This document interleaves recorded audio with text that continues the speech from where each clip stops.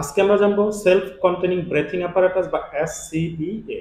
এই এসসিবিএ বা self containing breathing apparatus খুবই গুরুত্বপূর্ণ একটা সেফটি উপকরণ। আমরা সাধারণত কনফাইন স্পেস বা আবদ্ধ জায়গায় যদি কোনো কাজ করতে যাই, মেইনটেনেন্স হইতে পারে, রিপেয়ারিং হইতে পারে, ক্লিনিং হইতে পারে, অথবা কোনো ইনস্টলেশনের কাজ হইতে পারে, সাধারণত যে সকল জায়গায় অক্সিজেনের স্বল্পতা থাকে কিংবা বিভিন্ন ধরনের টক্সিক গ্যাসের উপস্থিতি থাকে, এই সকল জায়গায় কাজ করতে হলে আমাদের এই সেলফ কন্টেনিং ব্রেথিং অ্যাপারেটাসটা ব্যবহার করতে হয়। এটা একটা আমরা লাইফ সেভিং সেফটি উপকরণ বলতে পারি। এই সেলফ কন্টেনিং ব্রেথিং অ্যাপারেটাস আসলে আমরা কি করি, আমরা আমাদের সাথে করে সিলিন্ডারের মাধ্যমে আমরা পিওর বাতাস নিয়ে যাই। যেই বাতাসে কি রয়েছে, আমরা জানি যে আমাদের অক্সিজেনের সবচেয়ে বড় উৎসই কিন্তু বাতাস। আর এই সেলফ কন্টেনিং ব্রেথিং অ্যাপারেটাসের যে সিলিন্ডারটা দেখতে পাচ্ছেন, এখানে কিন্তু সরাসরি অক্সিজেন থাকে না, এখানে থাকে মূলত পিওর বাতাস। আর এই বাতাস থেকে মূলত আমরা আমাদের অক্সিজেনের যে প্রয়োজনটা সেটা আমরা মেটাতে পারি। আর এই সেলফ কন্টেনিং ব্রেথিং অ্যাপারেটাস সাধারণত আমরা যেটা সাথে করে নিয়ে যাই, এটার ভিতরে যে বায়ুটা থাকে সেটা আমাদেরকে 45 মিনিট সাপোর্ট দিতে পারে। বাট আমরা যখন কোনো কনফাইন স্পেসে কাজ করব, আমরা সেখানে 30 মিনিটের বেশি আমরা এই সেলফ কন্টেনিং ব্রেথিং অ্যাপারেটাস সাথে নিয়ে থাকতে পারবো না।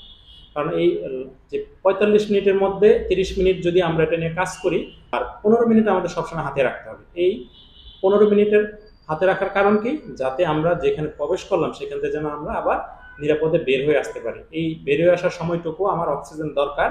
এই অক্সিজেনের সরবরাহটা নিশ্চিত করার জন্যই মূলত এই 15 মিনিট সময় আমাদের হাতে রাখতে হয়।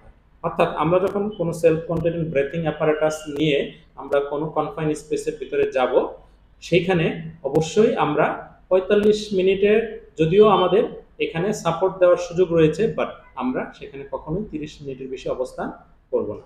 আর এটা একটা লাইফ সেভিং সেফটি উপকরণ। আমরা অবশ্যই এটা ব্যবহারের সঠিক পদ্ধতি যদি আমরা না জানি, সেক্ষেত্রে কিন্তু আমাদের বিপদ হওয়ার সম্ভাবনা থাকে। তাই সেলফ কন্টেনিং ব্রেথিং অ্যাপারেটাস করার জন্য এবং এটা মেনটেনেন্স করার জন্য কিন্তু আলাদা ট্রেনিংয়ের দরকার হয়। শুধু আমরা আমাদের সাথে করে সিলিন্ডারটা নিয়ে গেলেই কিন্তু আমরা নিরাপদ না। কিভাবে এটা সঠিকভাবে ব্যবহার করতে হয়, কিভাবে এটা মেনটেনেন্স করতে হয়, এবং এই বিষয়গুলোও কিন্তু আমাদের জানতে হবে। যদি আমরা সঠিকভাবে এটা না জানি, তাহলেও কিন্তু এই সেলফ কন্টেনিং ব্রেথিং অ্যাপারেটাস থাকা সত্ত্বেও আমরা বিপদের সম্মুখীন হতে পারি।